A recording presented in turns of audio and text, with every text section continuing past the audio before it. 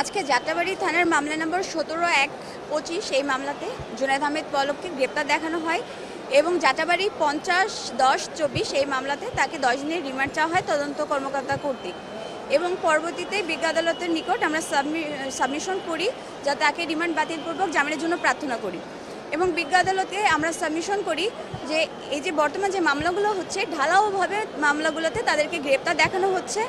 এবং রুটিন মাফিক তাদেরকে রিমান্ডে নেওয়া হচ্ছে। আসামি জুনায়েদ আহমেদ পলককে ইতিমধ্যে ৬০ দিনের রিমান্ড মঞ্জুর করা হয়েছে। তিনি ৩৪ দিনে অলরেডি রিমান্ডে ছিলেন এবং তার ২৪ দিনের রিমান্ড এখনও পেন্ডিং রয়েছে। আমরা বিজ্ঞ আদালতে বলেছি যে হাইকোর্টের নির্দেশনা আছে ১১ নং নির্দেশনা অনুযায়ী যদি তদন্তের সাথে প্রয়োজন হয়ে থাকে সেই ক্ষেত্রে জেল গেটে জিজ্ঞাসাবাদ করা যেতে পারে। আমরা সেই ক্ষেত্রে একটি কেস রেফারেন্স দিয়েছি ৫৫ DLR blast versus Bangladesh and others এবং আমরা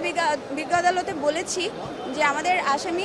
তাকে যখন যাত্রাবাড়িতে রিমান্ডে নেওয়া হয়েছিল সেখানে তিনি শারীরিকভাবে অসুস্থ হয়ে পড়েন এবং তাকে মেডিকেলে ভর্তি করা লাগে। এই বিষয়টা বিবেচনায় নিয়ে তার শারীরিক অবস্থা বিবেচনায় নিয়ে যাতে রিমান্ড বাতিল করা হয় এবং তার জামিনের জন্য প্রার্থনা করি এবং আজকে অন্যান্য আরও ১২ জন আসামি আনা হয়েছিল এবং তাদেরকে বিভিন্ন মামলায় রিমান্ড চাওয়া হয় এবং বিজ্ঞ আদালত তাদেরকে বিভিন্ন মেয়াদে রিমান্ড মঞ্জুর করেন।